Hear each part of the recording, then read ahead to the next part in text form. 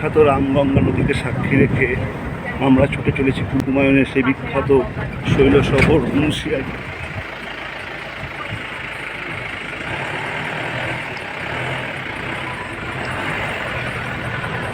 মুন্সিয়ারির পথে বিখ্যাত রামগঙ্গা।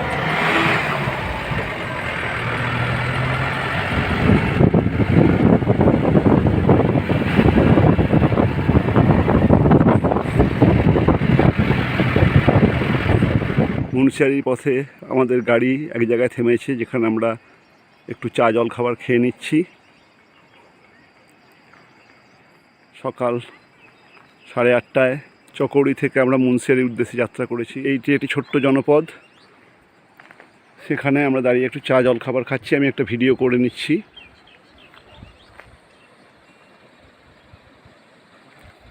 এখান থেকে আর 4 কিলোমিটার গেলে বিখ্যাত বীরথি ওয়াটারফলস, আমরা সেখানে প্রথমে যাব।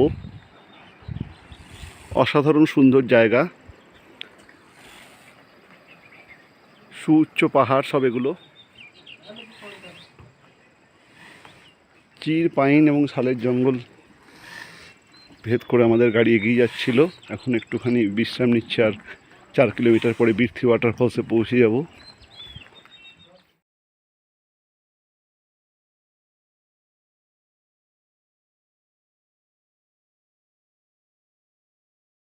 আমি এখন বীরথি ওয়াটারফলসের সামনে দাঁড়িয়ে। মুন্সিয়ারি থেকে 30 কিলোমিটার আগে, অর্থাৎ মুন্সিয়ারি যাওয়ার পথেই পড়বে বীরথি ওয়াটারফলস। এখান থেকে 30 কিলোমিটার মুন্সিয়ারি। এক অসাধারণ প্রাকৃতিক পরিবেশের মধ্যে এই বীরথি ওয়াটারফলস। দেখে নিন চারপাশটা, এবং পাহাড় ভেঙে তীব্র জলস্রোতে বীরথি ওয়াটারফলস নিচে নেমে আসছে এবং নিচে রামগঙ্গার সঙ্গে গিয়ে মিশছে। এই জল রামগঙ্গা নদীতে গিয়ে মিশছে। দেখুন,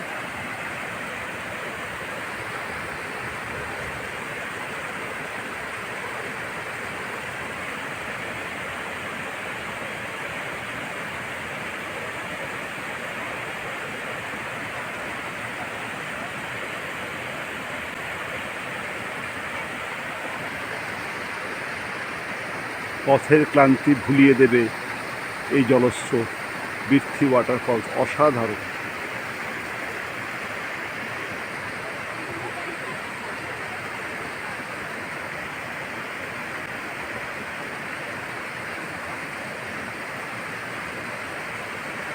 তীব্র স্রোতে বীরথি ওয়াটারফলস প্রবল জলরাশি নিয়ে পাহাড় থেকে নেমে আসছে নিচে।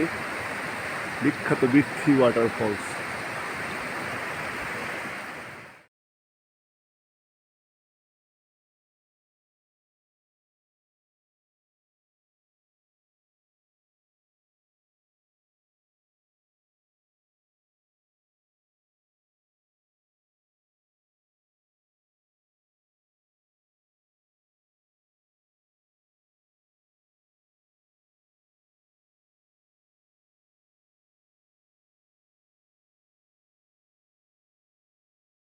এখন বিকেল 4:30। আমি এখন মুন্সিয়ারিতে। আকাশে মেঘ ছিল, ধীরে ধীরে মেঘ কেটে যাচ্ছে।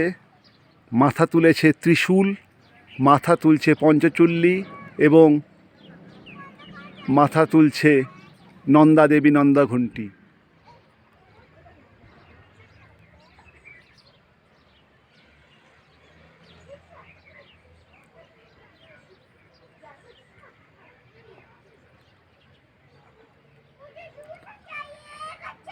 দেবভূমি লজ মুন্সিয়ারি,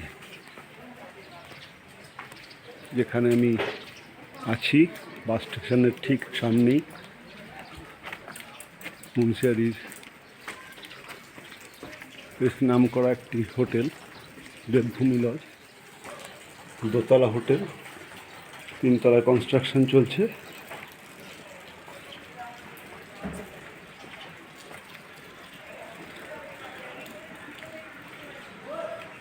আমি একটি 4 বেডরুমে রয়েছি।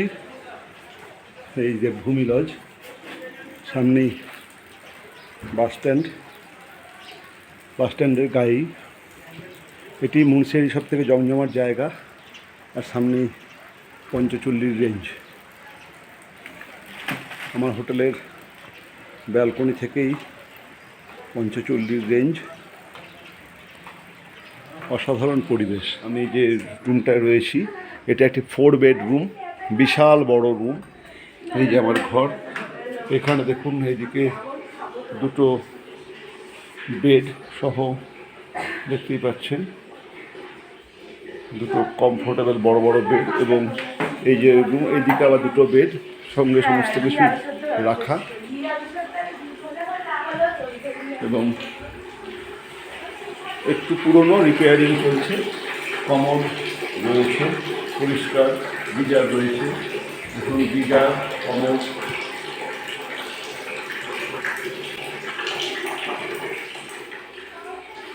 টিভিও রয়েছে। বিশাল বড় রুম, এবং এর ভাড়া মাত্র ১,৫০০ টাকা, 1500।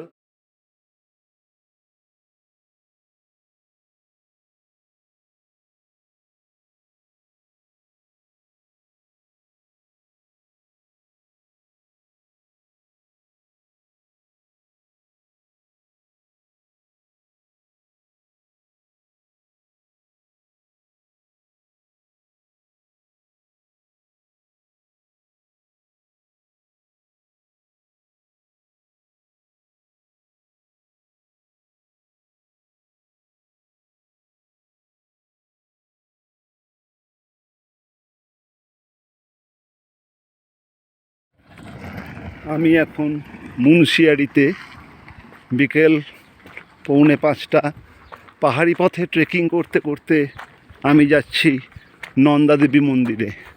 নন্দাদেবী মন্দির মুন্সিয়ারি বাসস্ট্যান্ড থেকে পুরো 2 কিলোমিটার ট্রেকিং পথ। গাড়িও যায়, গাড়ি মন্দিরের 500 মিটার আগে পর্যন্ত যায়, কিন্তু আজকে আমার খুব শখ হয়েছে একটু পাহাড়ি পথে ট্রেকিং করার। হিমালয়কে সাক্ষী রেখে, ত্রিশূল এবং পঞ্চচল্লিকে সাক্ষী রেখে আমি নন্দাদেবী মন্দিরে যাচ্ছি। আমার এই ট্রেকিং পথের সাক্ষী পঞ্চচল্লি। ট্রেক করে করে পৌঁছে গেলাম নন্দাদেবী টেম্পেলে। মুন্সিয়ারির বাসস্ট্যান্ড থেকে ঠিক 2 কিলোমিটার পাহাড়ি পথে ট্রেকিং করে, যদিও এখানে গাড়ি আসে, মানে মন্দিরের গেট পর্যন্ত গাড়ি এসে তারপরে প্রায় 500 মিটার উপরে উঠতে হয়, সেটা ট্রেক করে। কিন্তু আমি 2 কিলোমিটার ট্রেক করে হেঁটে হেঁটেই এসেছি নন্দাদেবী মন্দিরে, মুন্সিয়ারি মূল বাসস্ট্যান্ড থেকে।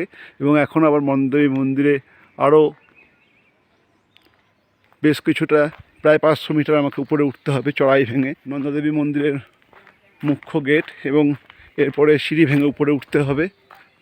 আসুন আমরা এগিয়ে যাই। পৌঁছে গেছি নন্দাদেবী মন্দিরের মূল প্রবেশদ্বারে।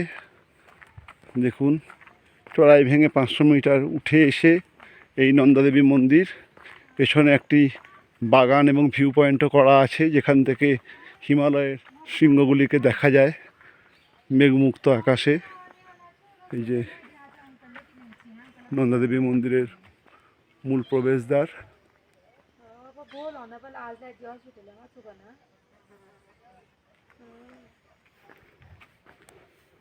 सर 5 बजे तक लड़ रहा था फोन को आए देखो उस पर थोड़ा भेज दे तो पता हो।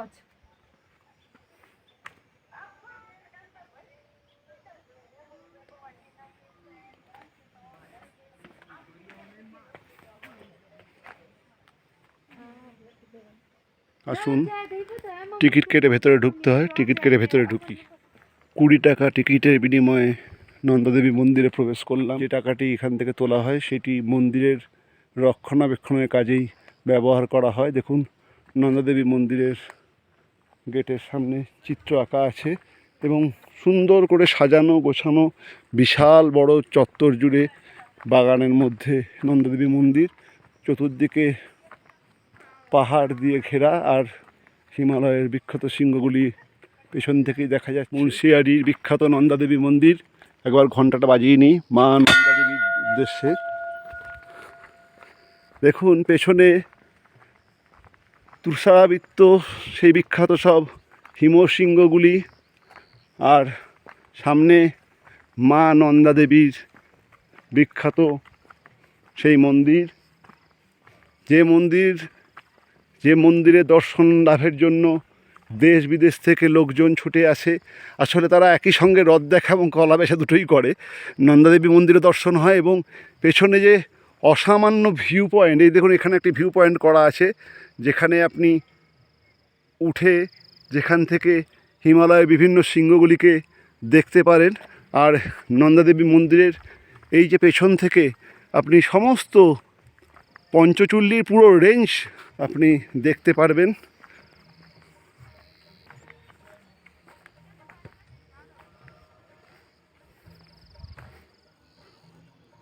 এই প্রচণ্ড গরমেও শৃঙ্গগুলি তুষারাবৃত, অর্থাৎ ভাবুন ওখানে মাইনাস কত ডিগ্রি হতে পারে। মুন্সিয়ারিতেও অতটা ঠান্ডা নেই, সকালের দিকে ছিল কিন্তু এখন নেই। আসলে আমি 2 কিলোমিটার ট্রেক করে এসেছি, যে আমার একটু গরম লাগা স্বাভাবিক।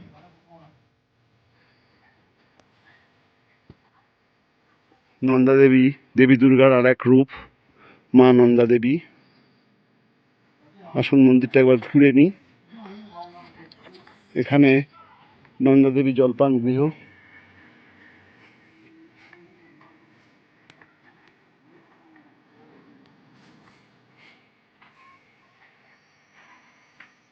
অসাধারণ সব ফুল হয়ে রয়েছে, পাহাড়ি গোলাপ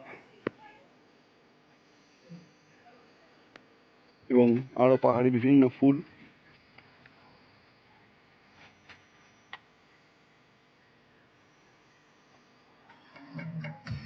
সুন্দর গান বাজছে, এক আদর্শ শান্তির পরিবেশ, মানে যেমন হওয়া উচিত ঠিক তেমনই, একটুও কমও নয় একটুও বেশি নয়। আর চতুর্দিকে হিমালয়ের তুষারাবৃত্ত শৃঙ্গগুলি।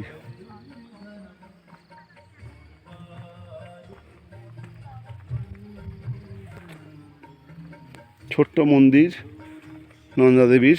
আসুন মন্দিরের সামনে যাই।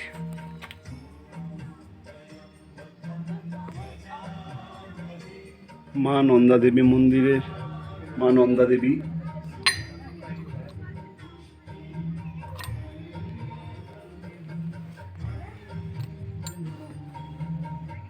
অসাধারণ।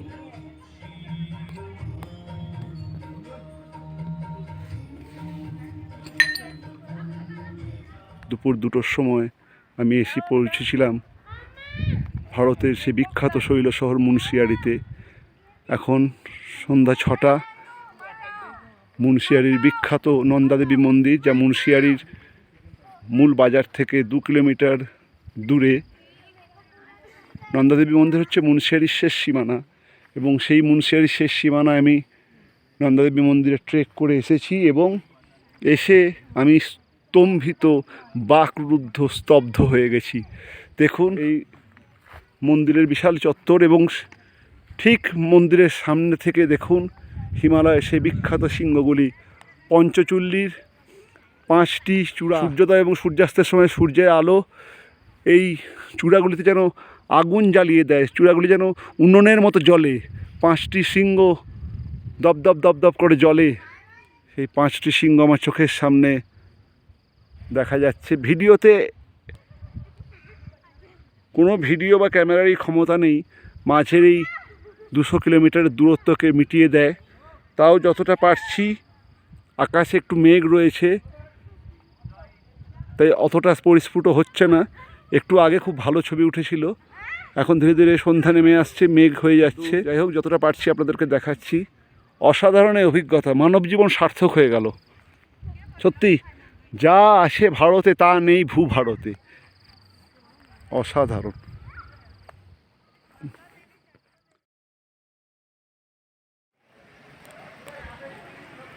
হোটেল দেবভূমির ব্যালকনি থেকে সন্ধ্যার পঞ্চচূল্লি, মেঘমুক্ত পরিষ্কার আকাশ, কিন্তু এখন সন্ধ্যা 7:30। সমস্ত হোটেলে লাইট জ্বলতে শুরু করে দিয়েছে। তাতেও আমি আমার হোটেলের ব্যালকনি থেকে পঞ্চচূল্লির দেখতে পাচ্ছি এবং তার আমি ভিডিও করছি। দেখুন অসাধারণ, অসাধারণ এই অনুভূতি।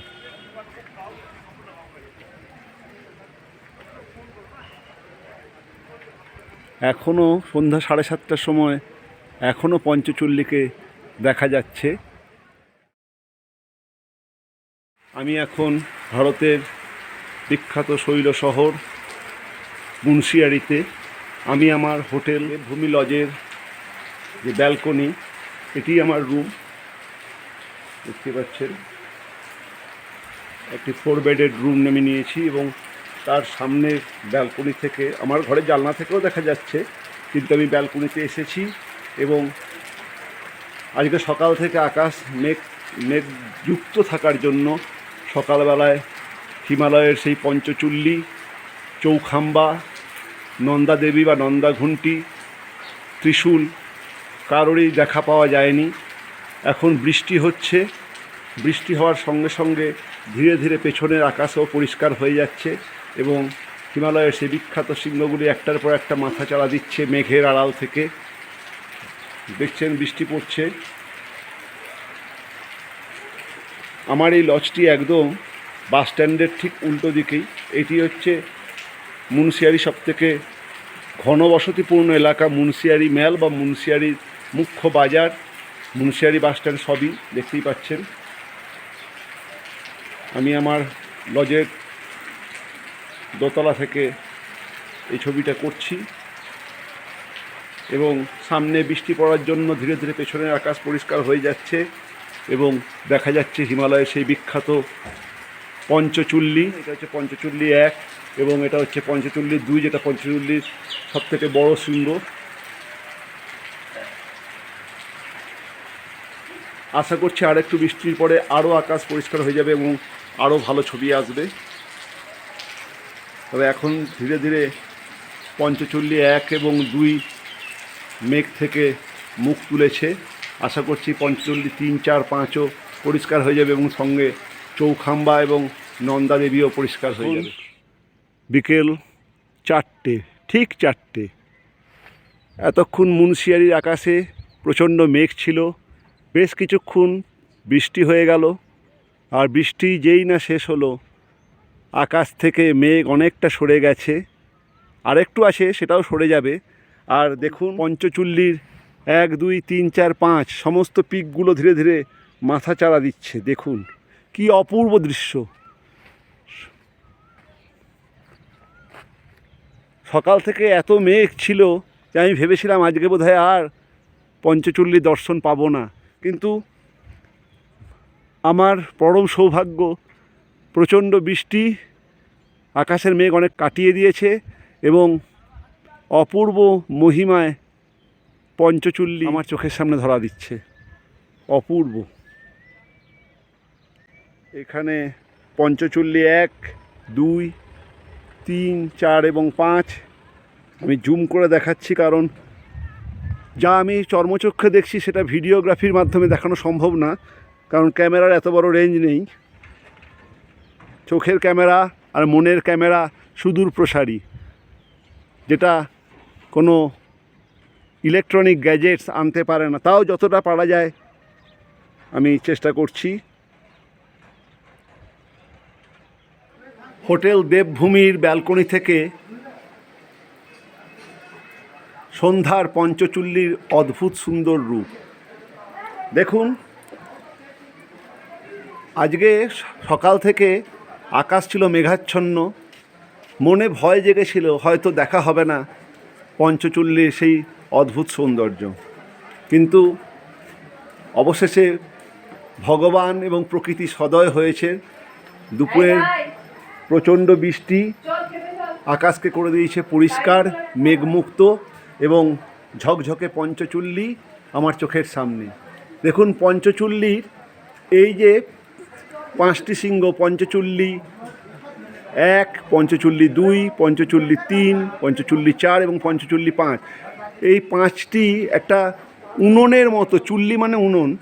বলা হয় পাণ্ডবরা কৌরবদেরকে যুদ্ধে পরাজিত করার পরে যখন স্বর্গের পথে পা বাড়িয়েছিলেন, তখন এটি ছিল মর্ত্যে তাদের শেষ স্থান, যেখানে তারা রান্না করে খেয়েছিলেন।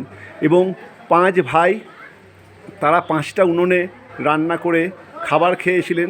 এই জন্য 5 ভাইয়ের নাম অনুযায়ী 5টা সিংহের নাম হয়েছে নকুল, সহদেব, ভীম, অর্জুন এবং যুধিষ্ঠির এই 5 ভাইয়ের 5টি চুলা অর্থাৎ উনান, সেই উনানে তারা রান্না করেছিলেন এবং সেই উনানেই রান্না করা খাবার তারা খেয়েছিলেন এবং তারপরে তারা স্বর্গের পথে পা বাড়িয়েছিলেন।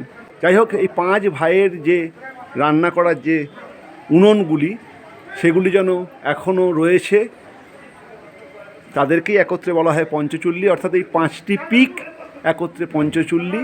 এবং তার পাশেই রয়েছে নন্দাঘুন্টি, চৌখাম্বা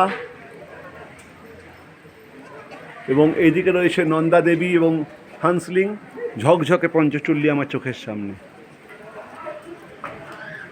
এখন সন্ধ্যা 7টা, অর্থাৎ সূর্য অলরেডি অস্ত চলে গেছে, কিন্তু এখানে 7:30টার আগে সন্ধ্যা নামে না, তাই এখন পঞ্চচুল্লী আমার চোখে দৃশ্যমান।